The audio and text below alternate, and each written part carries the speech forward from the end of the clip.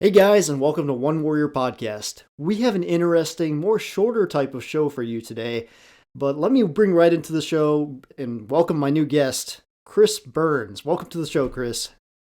Hey, thanks for having me. What's up, everyone? So, as you can tell, this is the first phone podcast over the phone that we've done. So this is going to be interesting. Let me just say that. I hope the sound comes through for you guys good.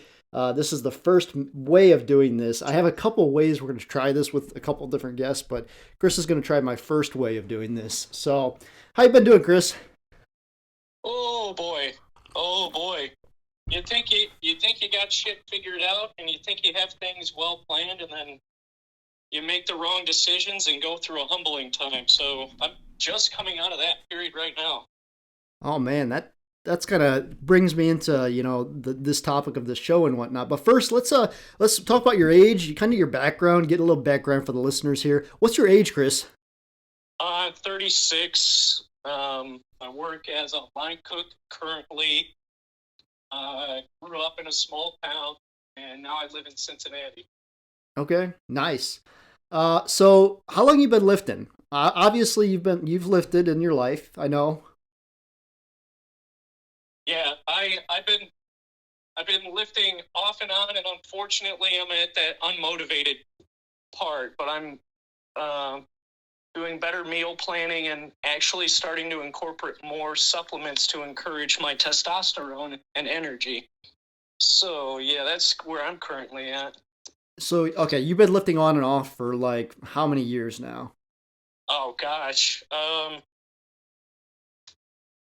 oh, 17 years. Okay, so 1 year more than me. I'm 16 years consecutive for me, but 17 on and off for you. That's interesting.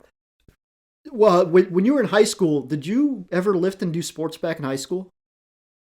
Yeah, I did. I did wrestling and soccer, but I just wasn't good enough to make the team. So and, when it came to wrestling, I was too light. So I'd have to give up like 20 pounds in order to just be in the lightest weight class. I had to wrestle guys that were stronger than I was. I I was always told I'd be a good wrestler. My everybody wanted me to because I was only one. Let's see here. In high school, I graduated high school 120 pounds. So everybody always wanted me to be a wrestler. I just never wanted to roll around with other dudes on a mat. It Yeah. just seemed I don't know. No, I get it, and that's a that's what I've heard a lot, and that's Yeah. what we've gotten made fun of in high school for it. But it's like when the heavyweight dude is like one of the nicest guys, it's like you really don't share openly share your opinions like Right. that. I can imagine that. And so kind of you got into lifting probably in high school, right? Is that right? Uh, roughly just coming out of high school, I was like, I need something to do, and I had Okay. access to weights, weights in a weight room. So you didn't lift very much when you were doing your sports in high school. I did not. No. Okay. That's an interesting thing. Most people, get into lifting in high school, and that's kind of their background of how they Yeah, found I lifting. mean, we did like for wrestling. This was freshman sophomore year, so that's going. Yeah, it's freshman year, so that's going even further back. Oh, wow. Um, 22 years, I want to say. So, Oh, like in wrestling, what we did, we would jog, and then we would lift, and then we would have our practice. So, mm-hmm. the whole routine was extremely stressful. And when you don't understand the importance of exercise and discipline, then you just also don't get better at what you're doing. Right. Were you raised in a pretty athletic house? Were your siblings pretty athletic? My sister, unfortunately not, but my dad always encouraged sports, Yeah. going outside, just like general outside shit too. Yeah, same here. I've talked about this with other people. The generations now are just kind of screwed because everything's behind a screen. I mean, we grew up outside. Me and you grew up at the same time. We grew up outside, and we were always outside. And kids nowadays, they just don't have that same experience. I think that messes with a lot of kids' psychologies as they get older as well. Mm-hmm. And then a weaker immune system, and that could be its own podcast Oh too. my gosh, yeah, I'll have to bring you on for something like that because you're pretty intelligent when it comes to that stuff too. Yeah, when we could talk nutrition as well. Yeah, So yep. But today we're going to be talking all about motivation. And I brought Chris on this podcast because he has had a lot of instances where he's had struggle with motivation, how to keep motivation, and also something interesting that he brought to my attention is how to reboot motivation once you lost it over a period of time. Some people can go long times with motivation and be a driving force, and then all of a sudden they lose it. How to get that motivation back is a very interesting thing I thought Chris could cover here today as well. But me and Chris, we go back. We met in college. We were roommates in college. We lived in what would you say we lived in, Chris? Some type of house, right?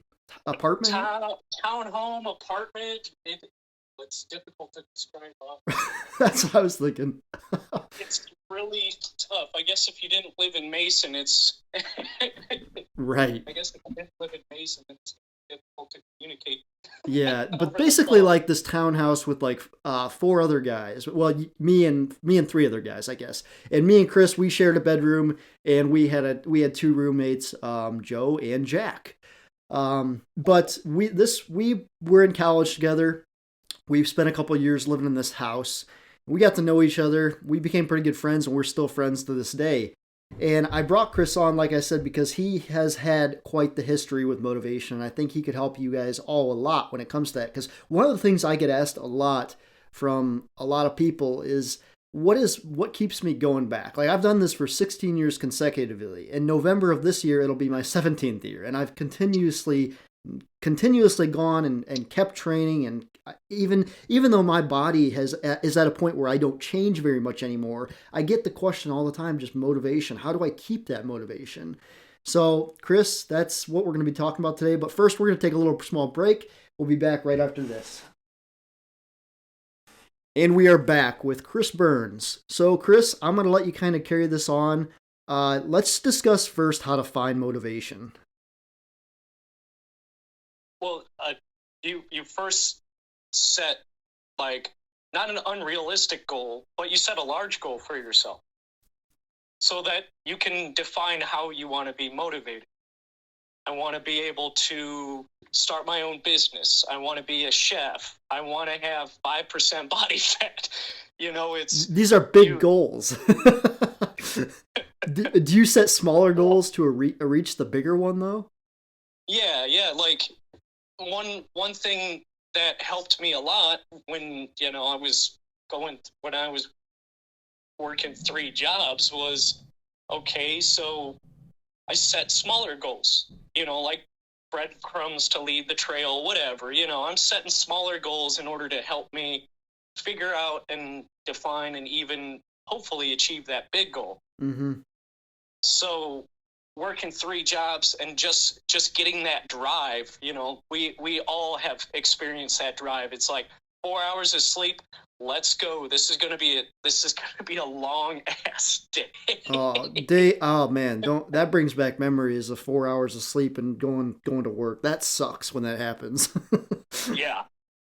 It's I went so far as at one point I've worked 3 jobs in one day or 4 jobs for 2 or 3 weeks. And it was like what kept me moving, what kept the drive, that fire, was the fact that, I wanted to explore butchering or becoming a chef. Mm-hmm.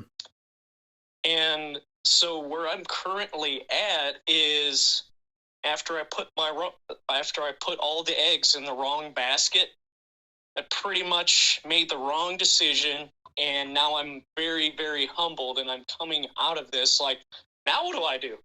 So explain that a little bit. Like Now what do we do? what happened there? Because I know Chris right now is talking about and basing this off jobs and more of a career aspect, which I like a lot. Because like I was telling Chris over the break here, you can use a lot of these things we're going to talk about today to motivate you for any type of goal, whether it be starting a business or getting back into the gym after lost time and or after an injury maybe, or just any hard time in your life. All these tips can be used. So Chris, really expand into that there. Oof. Yeah, it I guess like the important thing was, well, how do you sleep? You don't. Just kidding. You actually do, but you stack multiple supplements on each other. And And then abuse oh coffee. Abuse coffee. Coffee's a good one. yeah, green tea was perfect.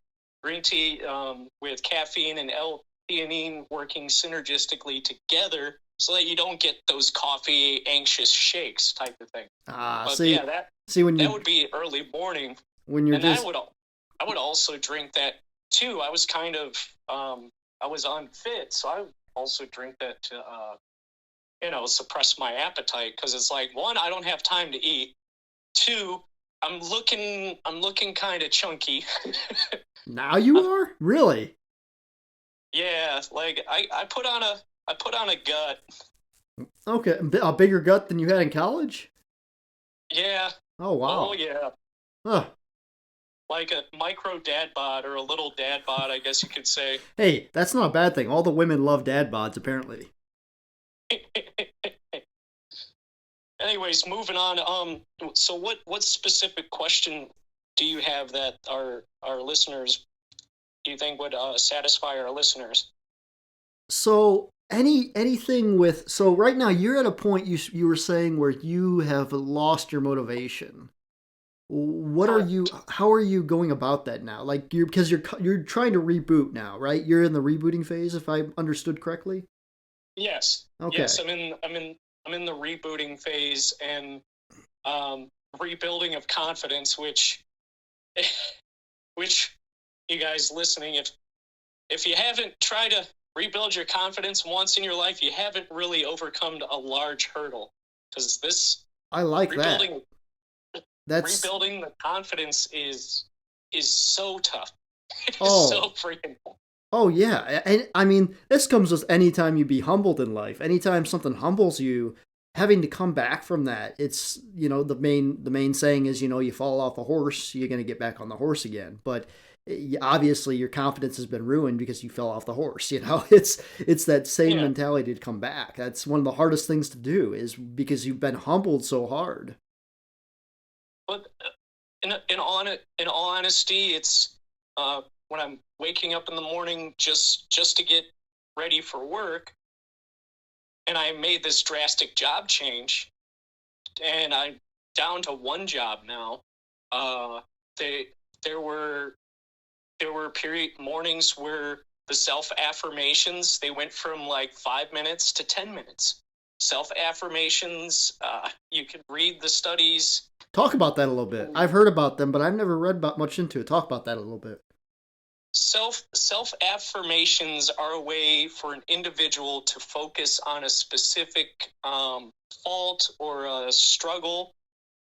For instance, uh, I'm going back to cooking on a line. I haven't cooked on a hotline in 7 years, so I'm shaky. My hands are shaky as hell. I don't know what I'm doing, but the self affirmations come to play when it's like I will overcome my anxiety. I will overcome the anxiety when it comes down to cooking under pressure. And it's like the self affirmation, it's not a general thing. I will overcome anxiety. That's a general self affirmation. A more specific one, what I stated earlier, was I will overcome my anxiety by cooking on this line under pressure. So the self affirmations, they have to be specific. So for whatever reason, that maybe it's a spark, what have you, but it does help. And It, if there is um, gosh, I lost my train of thought there. But they are so very important. And alongside the self-affirmations, listen to your favorite terrible rock band. that just gets your adrenaline pumping. You know, that workout mix that you have. Right. Yeah. I tell people music is a great motivator for a lot of things. So the self affirmation, it's kind of like the looking in a mirror and telling yourself you're gonna be okay. You can do this. Like that's kind of like a self affirmation. Yeah. Okay. I will I will be able to ask that pretty woman at the bar. I will be able to ask her for her numbers. Stupid dorky things like that. Mm-hmm. But they help in building confidence, and they help set, little micro goals throughout the day. Because going through a humbling time, it's like you just want to sit down. You just want to sit down in the bathroom with your hands holding up your head, and you want to freaking well up like Niagara and let it go. Whereas,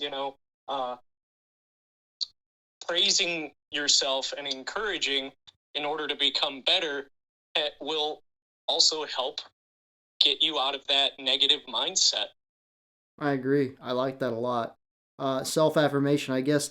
I can't remember what I always thought it was called, but I do recall self affirmation. I think it's a psychology term, if I remember right, from a course I took in college, which I mean is all we talked. I've talked psychology on this podcast before. I love psychology myself, and you know that we've had psychology discussions and everything. So that's Right. great that you brought that in because having control over your mind can help you achieve a lot of goals in your life. In the second your mind says you can't do something, you're gonna fail it. It's the simple can do can't do mentality.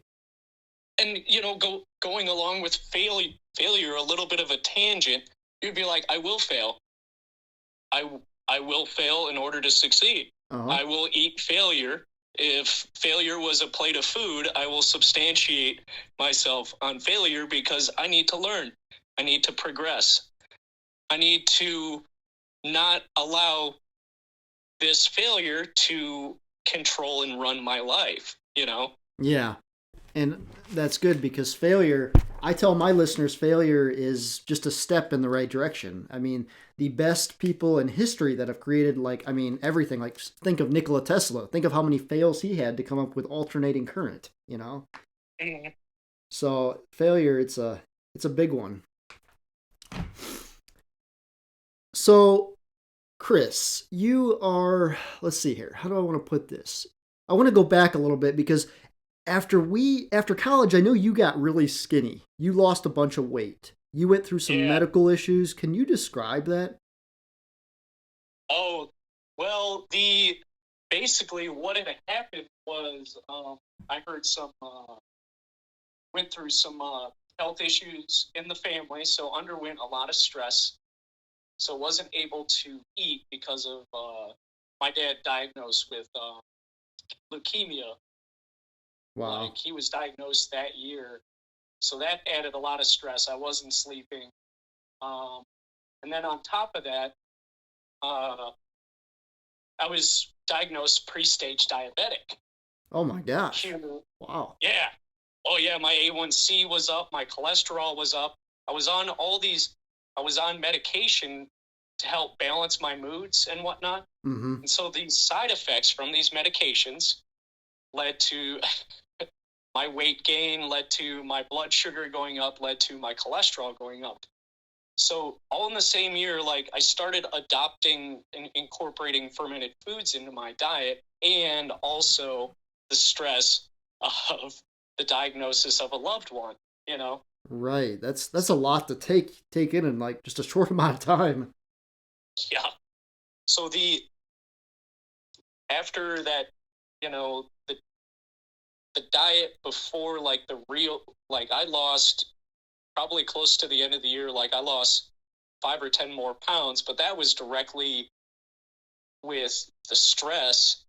Yeah, it was around September, October, 3 years ago. Yeah, it'll be 3 years this year. Wow. But before then, like getting this diet starting to drink kombucha that I'm making myself, my A1C dropped by like 3 or 4 tenths. My cholesterol dropped by 150 points. I got out of pre-stage diabetes. My blood sugar is fine now. I'm all in the healthy range. However, unfortunately, those two things incorporate the stress and then fermented foods. I kind of just let it go too far, without interjecting and actually fixing. Right. What really, it didn't seem like a problem, but yeah, when your friends are making appropriate jokes about, oh, hey, like you're little, Skeletor, or, shit like that. Dude, I can relate to that a lot because when I was younger, I was a stick. In high school, I was a stick, and people always said, I was just super small and was never going to amount to much. And now it's funny because I see those same people and they're like, "What the hell steroids are you on?" And I'm like, "This is all natural, man." Because I put on 60 pounds since high school, and it's all muscle.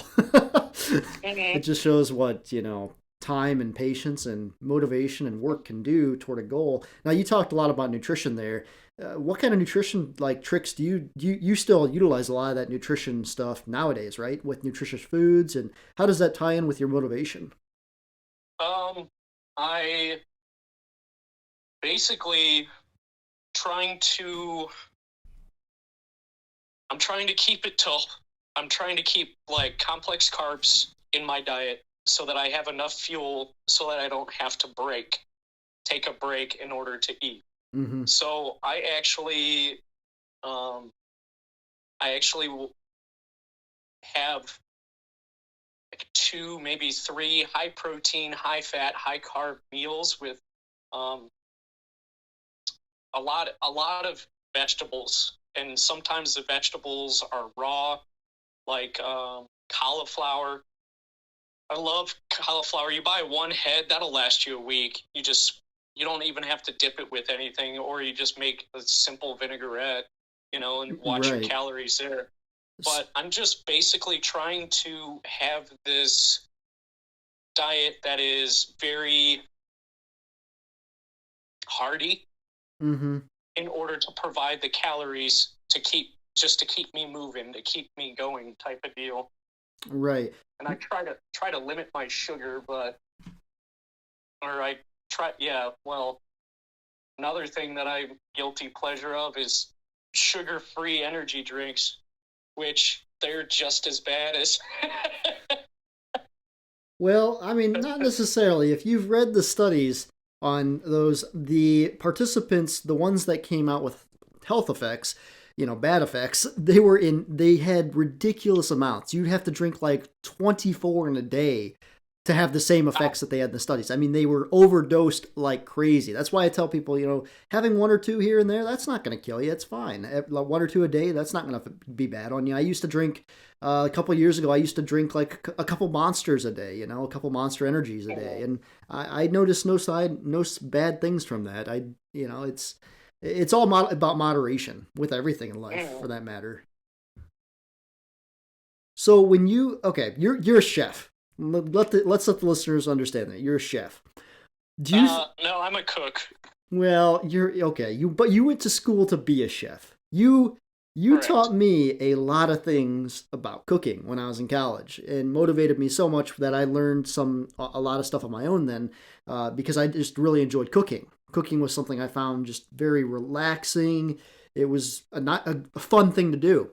And I think one of the reasons I have succeeded so much in my fitness is because in my health and everything, is because I know how to make people that think boring foods, I know how to make boring foods taste really good, because I kind of have some of that experience from the stuff you taught me with vinaigrettes and everything in college, and different things you can do to make food taste better, and the importance of salt and everything like that. Do you think it's helped you a lot along the lines of staying motivated, because you can make food taste good? It explain some of the methods you use and to our listeners to help boring foods taste good. Like, how would you, if you had a meal that consisted of chicken and rice and broccoli, a typical bodybuilder meal, or even let's make it a steak, broccoli and rice, or and potato. Like, are some of our listeners think of that as bland and they get bored of that? I never get bored of that. You could put me in front of a steak and I'll always eat it. But there are listeners out there that get bored of stuff and like explain some of those techniques you have. Well, just I'll give you right off the bat what I do with that steak. Throw it in the slow cooker. Couple pieces of bouillon, carrot, celery, onion. Put that in the slow cooker. Get the rice. get the rice with just simple thing in your rice cooker. Throw whatever spices that are your theme for that day. There's just a ridiculous combination of things that you can do. And then the last thing with the broccoli, roast it.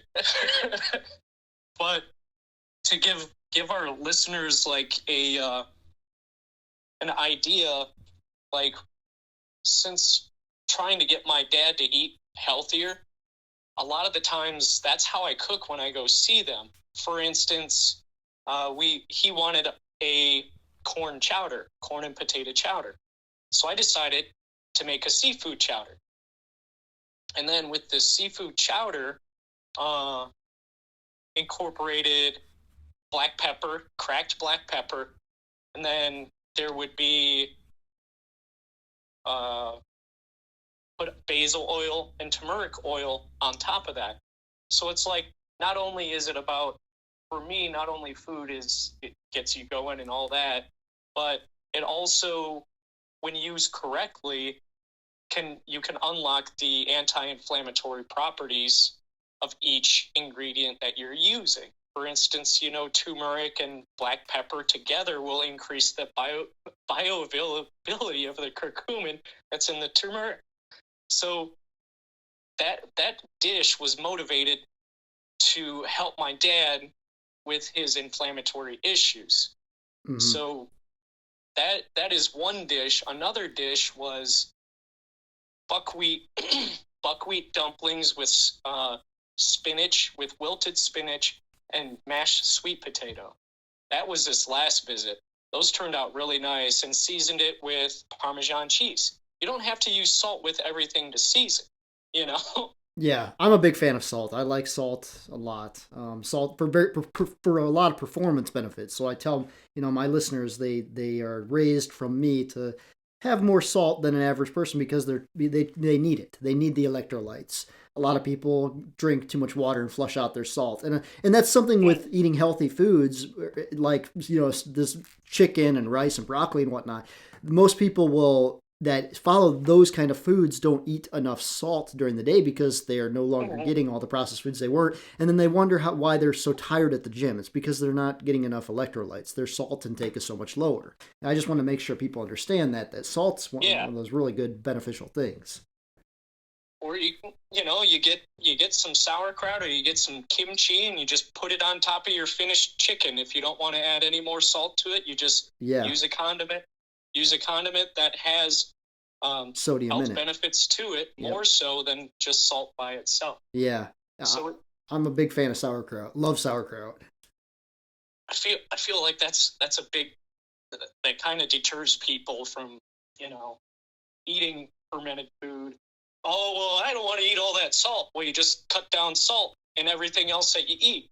Mm-hmm. And then not only that, you take in more potassium. That should motivate you to eat better. Knowing the fact that how these minerals interact with each other, that you can manage. You can most definitely manage your lifestyle, how you eat, by understanding how these minerals interact with each other.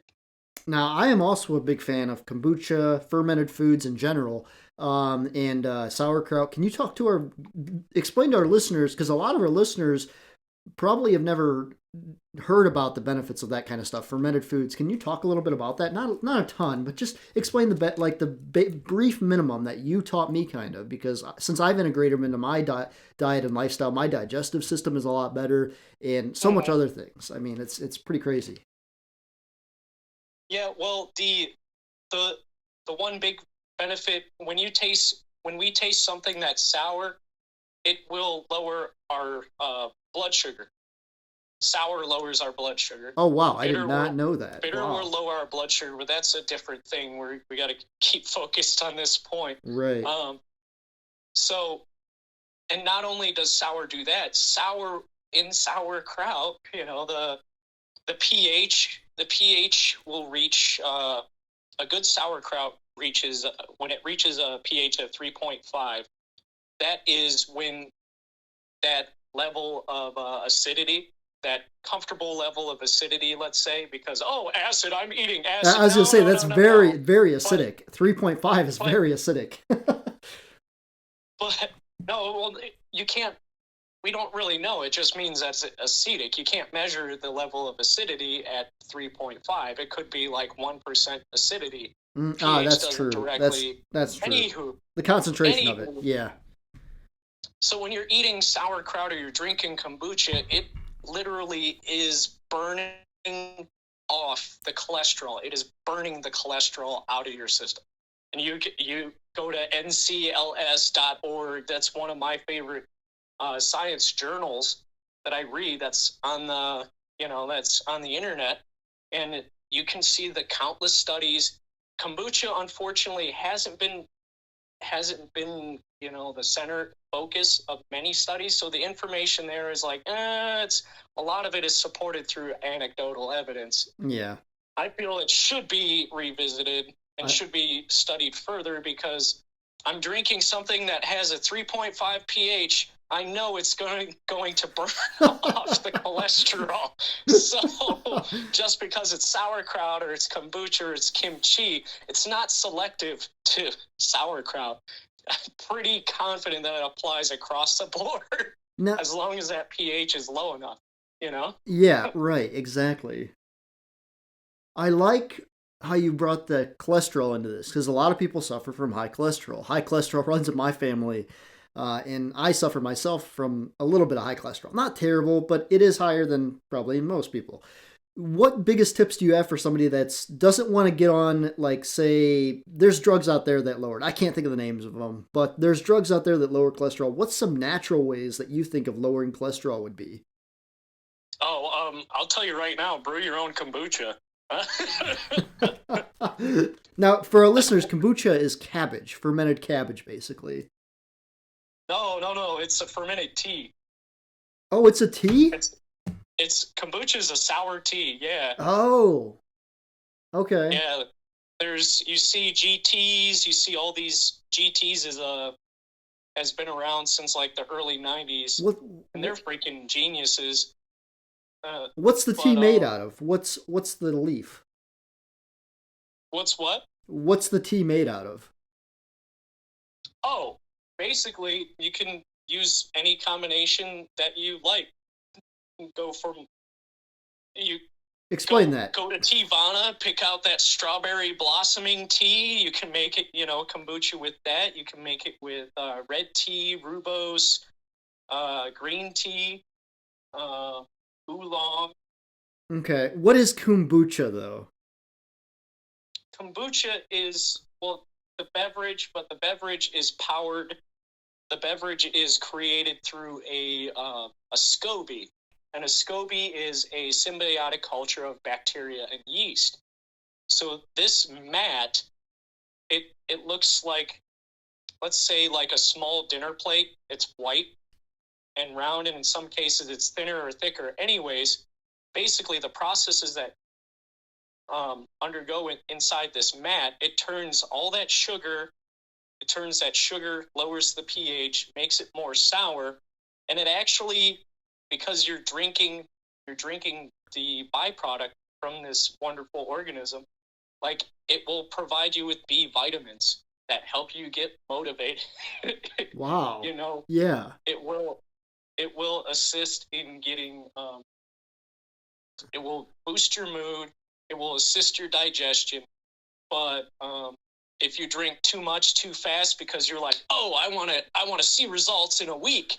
So it's like, if you just start crushing kombucha, or in eating any fermented food for that reason, Mm-hmm. and you're eating 3 to 6 jars of sauerkraut a day, unrealistic, but Right. just so you understand the point that I'm trying to get, is that what'll happen is your body will go into what they call a false flu. A false flu-like state is where you kind of feel sluggish. It's kind of like you have a little bit of a fever type of deal. You're like, what is going on here? Like, I shouldn't be sick.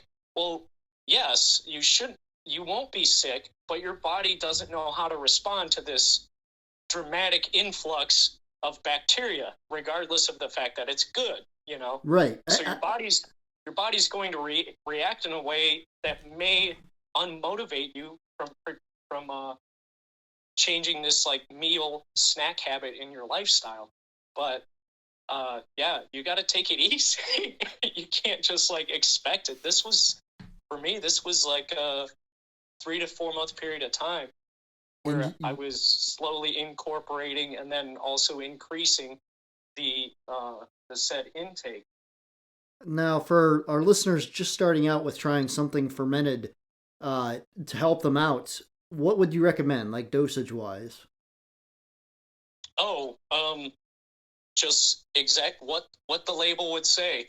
I mean, if you're if an individual does not like the flavor of sour, I would say just 1 ounce at a time, just so that you can acclimate your taste buds to this specific new experience, because you're like, I don't know how I feel about this, but if this is going to get me better, then yeah. So in reality, realistically, I'd say like 1 to 2 ounces a day, just if you're brand new to it. However, if you're pretty comfortable with trying things sour, I'd say 1 16-ounce jar, 8 ounces. I'd say 8 ounces a day, just like what they say on your on the labels. Mm-hmm. But I went up as far as to 24 ounces a day. Wow. Yeah. And that's interesting. So your body's adapted to that. Yeah. Unfortunately, I have a batch of kombucha now, which I've just been sipping on here and there. But after a while, you can steadily start to increase your intake, and your body will adjust comfortably. It won't be as dramatic, like I said earlier. You have 2 bottles of kombucha in one day, and you're like, I feel sick. I feel cold shivers. Mm-hmm. But yeah, eventually over time, you just increase it. Your body most definitely adjusts. That's real interesting stuff. And I've actually played around with this in the past year a lot. I'm through a phase right now where I'm trying to eliminate as many supplements as I can, just to save money and also just to get rid of what I don't feel is useless.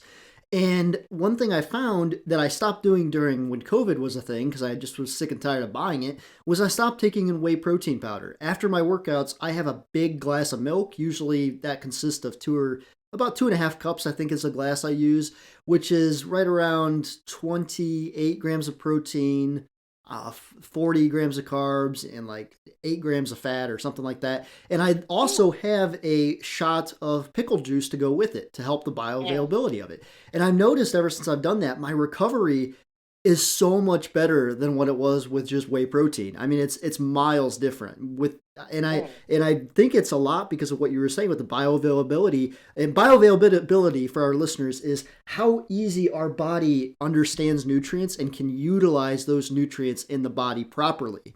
Bioavailability, you want that to be pretty high on the scale of most things when it comes to ingesting for any type of fermented foods or any type of protein. People will say bioavailability of protein.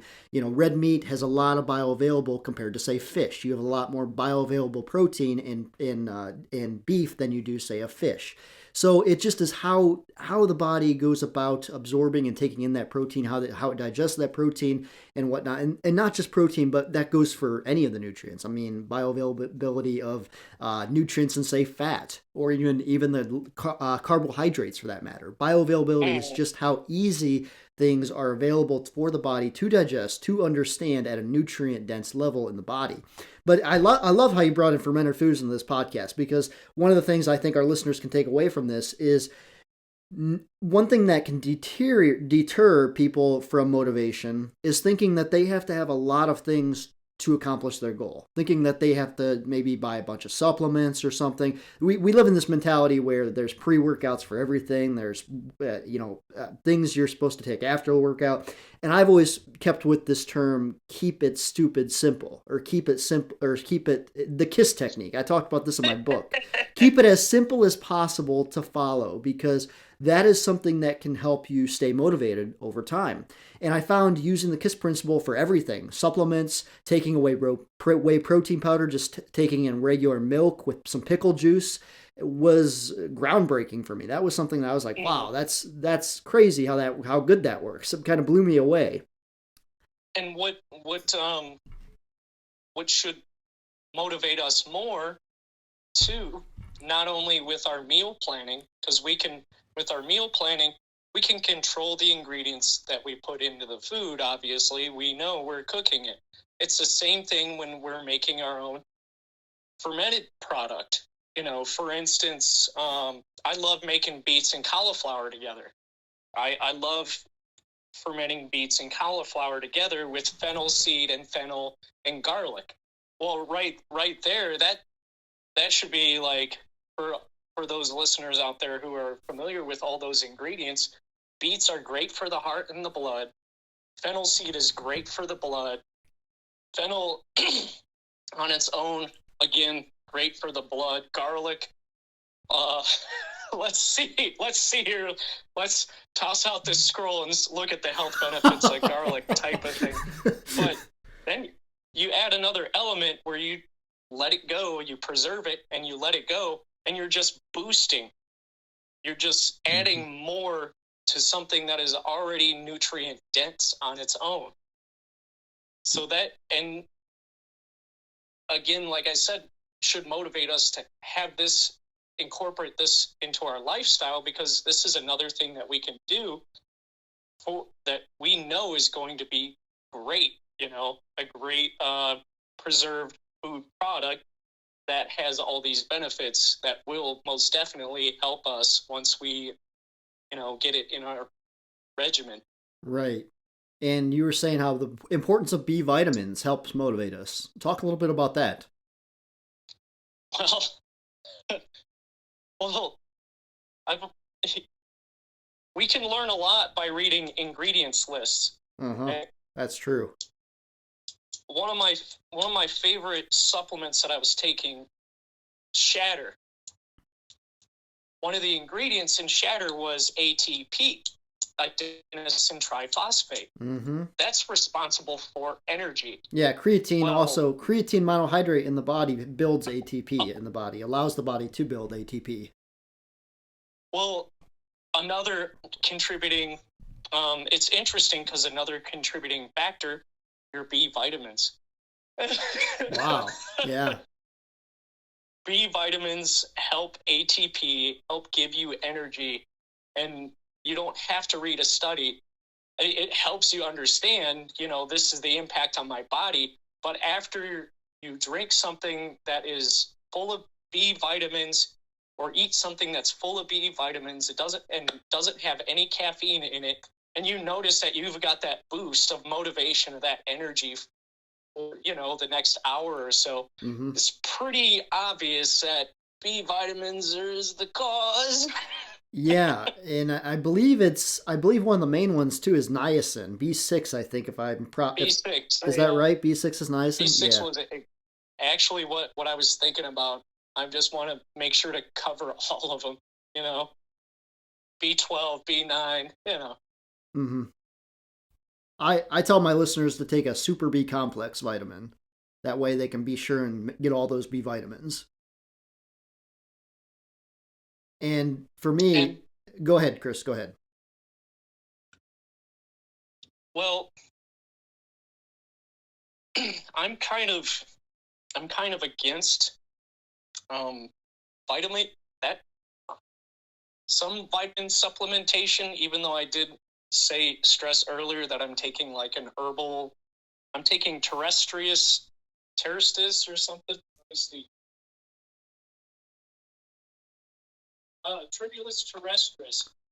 I But I used to so take when I was a younger. I lot of took Tribulus for a while. I didn't notice much benefit from it though. no, I dropped it after about 6 months of use. yeah. Well, in my mind, like a lot of vitamin, we should just get through our food, make nutrient dense food.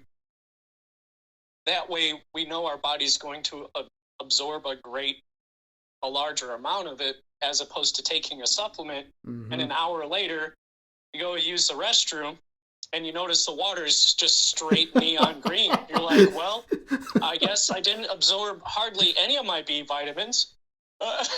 Yeah. Because there it is. I just relieved myself, and now I got to flush it away. I'm paying for this vitamin complex, and I'm peeing it out. Yeah. For our listeners, explain some great good foods that have high B vitamin in them, because B vitamins are very important for motivation. Oh gosh. Oh, you had to do that. Yeah, I did. I don't. Oh gosh, I can't think offhand.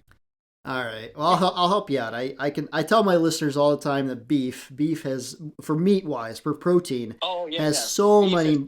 Beef has so much more B vitamins than chicken. I know a lot of people follow the chicken, rice, and broccoli.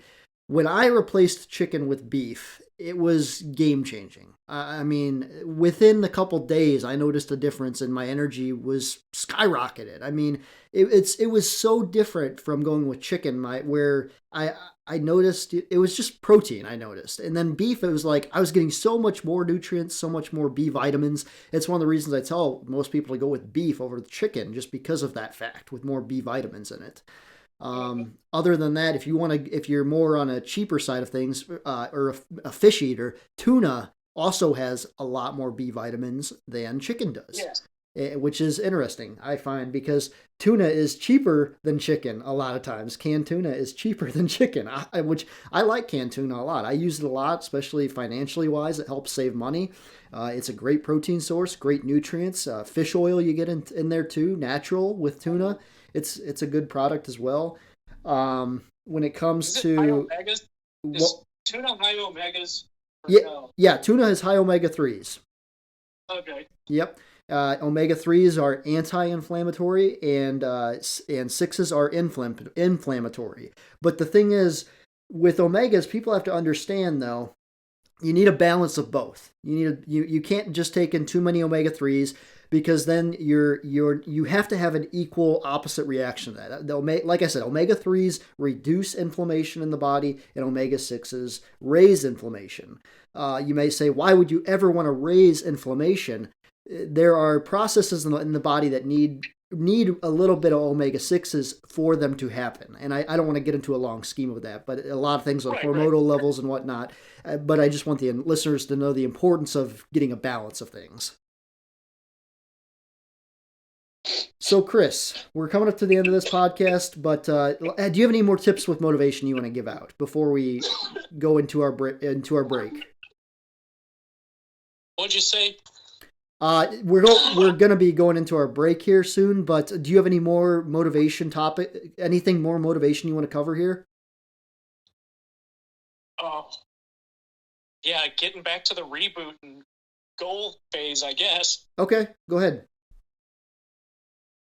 Oh, I was just making a general comment. I'm like, let's ask, how do you get back? Because you feel lost. You have multiple outs. Let's say you work 2, 3, 4 jobs. You have multiple outs to see which one is going to pan out and benefit you the most. Mm-hmm. And then you grow impatient, make the wrong choice. So now after your humbling period, it's like, how do you get help? Right. How? Do you have, so what I find interesting is you're figuring out how to conquer motivation without a support group, which is one of the tips I give people is to find a support group, people that are doing the same thing you're doing, and it will help you to stay motivated. You don't have a support group, Chris. No, I've got my local watering hole. I get my 3 or 4 drinks, bullshit with people, and go home. Right. And sometimes that's what you need to stay motivated. Yeah. And I guess in a certain way, given the fact that food and food science is pretty much my thing, what helps motivate me is being able to create things for my friends so that I can at least stay focused, even though it's like, I don't know what the hell I'm doing, but you want me to make you this barbecue sauce? It's all natural? Absolutely. No preservatives? I got you. You want the seasoning blend? Got you. What am I going to do? Yeah, but sometimes you take on too much. Sometimes you take on too much stuff though at once, and that can deteriorate somebody. I tell people to not be afraid to say no, because sometimes you need to. No. If I don't stay somewhat immersed in what I'm doing, I feel like I'm going to lose, because coming back to the culinary scene, it's like I can't, you can't fail. You can only fail so much, and once you get the right opportunity, you got to take advantage of it. But in the meantime, while you wait for it, still have to keep your skills sharp. Yeah. Your knowledge, your skills sharp. So it's like, how do you?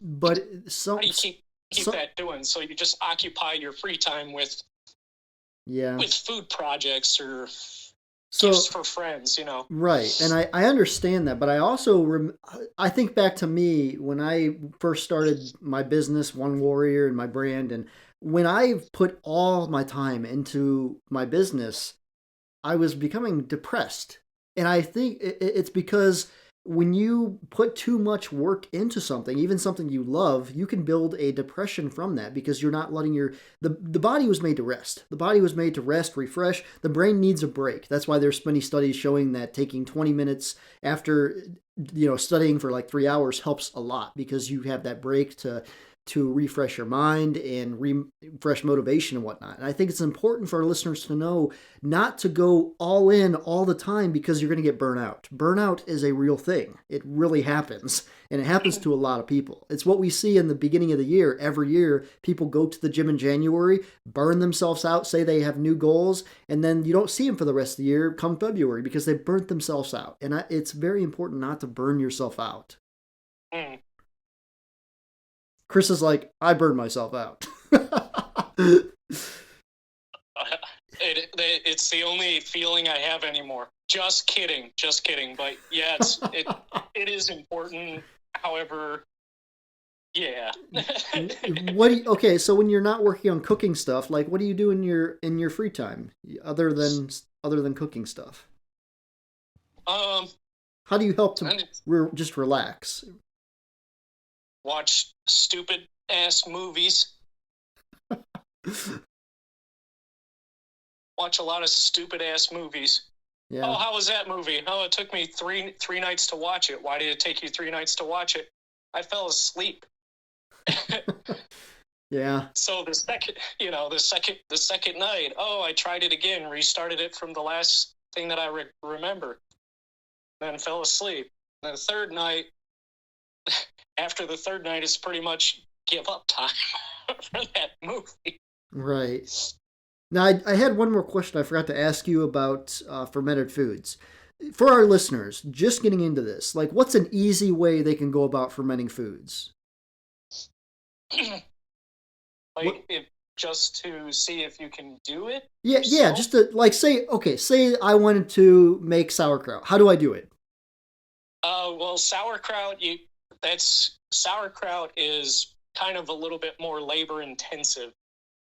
So I would say to just understand one part of the process, that's like a 2-day project type of deal, is making sauerkraut. Oh, okay. You got to cut it, salt it, massage it, let it sit, and then, let it sit so it draws out water. Mm-hmm. But anyways, I'd say, like, try tomatoes.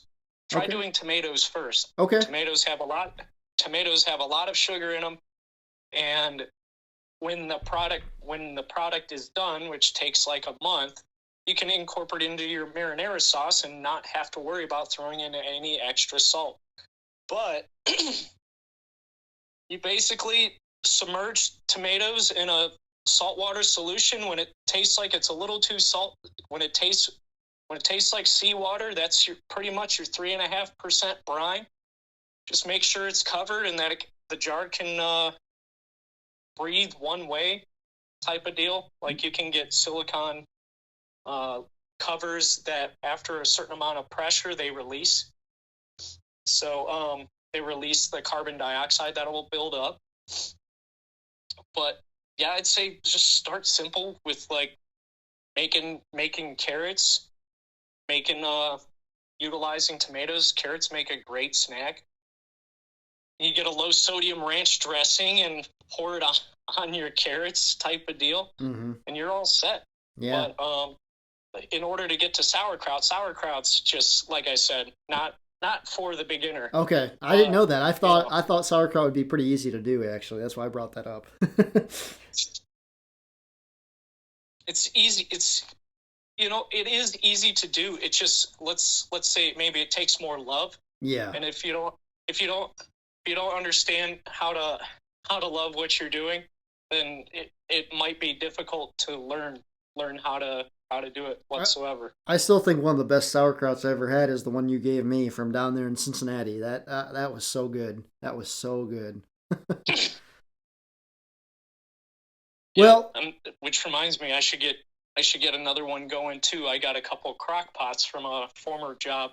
Or I got a couple crocks from a former job, so I either got to get a kimchi going again or another sauerkraut. That's good too. I like kimchi a lot.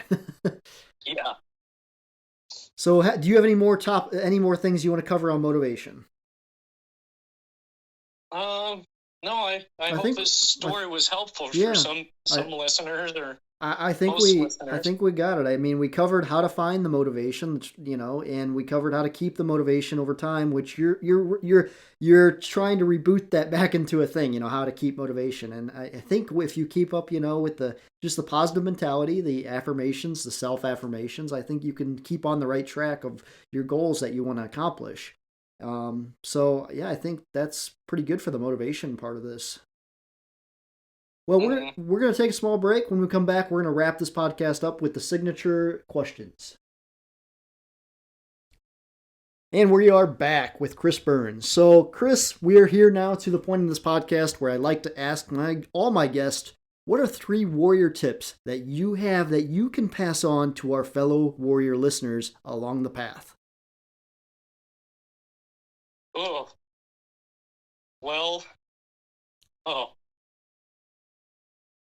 It was different on break. Now I got to get the courage to actually say these things. Well, stay true to your direction, no matter how crooked it feels at the present time. That's one. Stay true to yourself and your intentions and what you hope to accomplish, and keep going. Keep going. I like it. That's why the last words of my book are, I forget how I worded it, but it was something about if you keep going and even if you fall and just keep getting back up, you'll never fail. And that's so true. Just keep going, no matter what. So now we get to the fun question that everybody looks forward to. What is a once drunken story? Now, I want to say me and Chris have had a lot of good times being drunk, from flipping over tables, flipping over everything in our apartments, to throwing a couch off the balcony, to all kinds of shit. Chris, highlight us. What is one of the best drunken stories you have? Uh, well, I think one of the, even though, you know, don't want to give your listeners like the wrong idea. Like when you got intoxicated, it wasn't like frequent, right? Right. But when you did, it was like, all right, Sean, let's do some shit. I mean, dude, I remember I came home from class one day and I was pissed off at my teacher. She really pissed me off for the day, and you pulled out a bottle of vodka and we drank almost the whole bottle of vodka.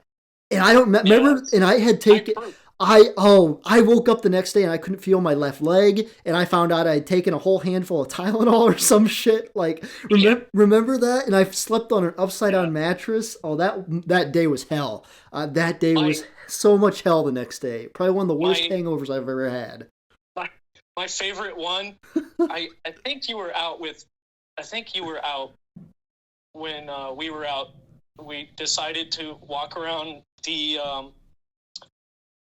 by Mason Montgomery. There was that little food or that little shopping center, and we decided to pull up the storm grates. I remember this. They were heavy as hell. Yeah. Well, we had drunk strength, so it felt like it was like 5.5 pounds. I don't know. I think we pretty much pulled up every one in a half block radius, or I know there was a few radius or whatever. We pulled up a ton of them. Oh yeah. But but we're like, it's Mason.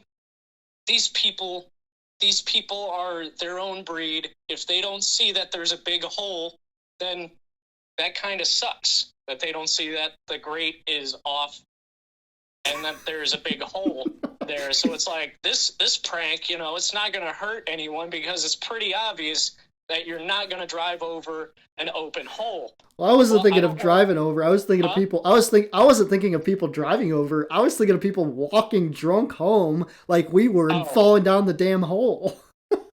Oh no! Here's the thing, Sean. Like, I don't remember if it was that particular case where you and I pulled up a lot of them, or it was with Joe. Joe was there too with us. Okay, so the next morning, when walking out to investigate and seeing what's happening, all of them were replaced, which was cool. But then one of them had like remnants of somebody's air dam, like right next to the yeah. There was a huge chunk of somebody's air dam. Wow. From underneath their car because they were stupid enough to drive over it. That's and hilarious. It's like, really? I can't. Your eyes don't work. Oh man, that would have messed up the car. Wow. Oh yeah. Oh yeah, we've had so many drunken stories from college. Remember the time we built forts? Yeah. We were sober then. Yeah, that's true. We were sober. The flipping things over, flipping everything over on the couch and the chair. That was flipped over. Jack and Joe came home and they looked and everything was flipped over. The couch, the toaster. We flipped over everything in the apartment. Everything was upside down. It was great. Yeah. Did you put? I'm pretty sure you put a pumpkin in the oven. I have a picture of it. I put a pumpkin in the oven and I put something on the stove. Trash can on the stove? Something? I think it was. And then there was also. Was there more items in the bathtub, in the bathroom too? Yeah, we threw a bunch of things in the bathtub. I can't remember what we all threw in there, but yeah, that was hilarious. Well, Chris, do you have any shout outs? I don't know. I don't know, to my friends and family, whoever takes the time to listen to the podcast. We haven't guys. Thank you very much. Hope you enjoyed. we have an average of around 350 to 400 listeners every episode, so nice. We do have a pretty good audience. Right. So, do you have any businesses you want to plug? Where can listeners find you online? Online? Yeah. Oh, I got, well, I guess maybe just my Instagram account, but I haven't been very active with it, and that's pretty much where all of my food science projects are on Instagram. It's basically my archive. If I want to revisit something, then I go back. Mm-hmm. I go back and I look at that for motivation. I look at it for inspiration. But I've got a pretty interesting and extensive range from cooking to food science experiments, fermentation, right. growing koji into molds and using mold forms, like an egg carton. I grew koji rice, and it looked like a little egg.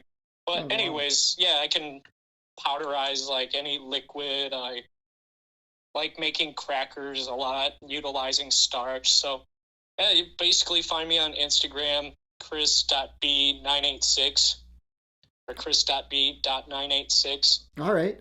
Do you sell any of your products? No, I don't. I do not. But I'm very, very open to discussing and answering questions if individuals were to reach out to me. I'm very, very much willing to help somebody with their minimizing their failures and increasing their successes. Okay. Can they just message you on Instagram? Yeah. Yep. Okay. All right. Well, with that, thank you, Chris, for being on the show. It was awesome. I think a lot of listeners are going to get a lot about this and get a lot out of this. I love that we cover fermented foods in this too, because like I was saying, nutrition is such an important part of staying motivated, staying on the path. And fermented foods, high B vitamins and all that stuff is important to stay healthy so you can keep going on the path. Because if you lose your health, I always tell people, your health is the most valuable thing you have, not your bank account or anything, your health. Because once your health goes, you're done. The health is the number one important. You can live poor. You can't live bad health. Bad health will kill you. That's literally one of the most important things to remember on this world, in this earth, and while you're here. Well, thank you guys for listening. You know my Insta, Fozzie14, and you can find me on Facebook at Sean Fozzie. You can email the podcast, email 1warriorpodcast@gmail.com. Don't forget to rate the podcast if you haven't already, and we will see you next week. Stay strong, and God bless. Keep going, guys.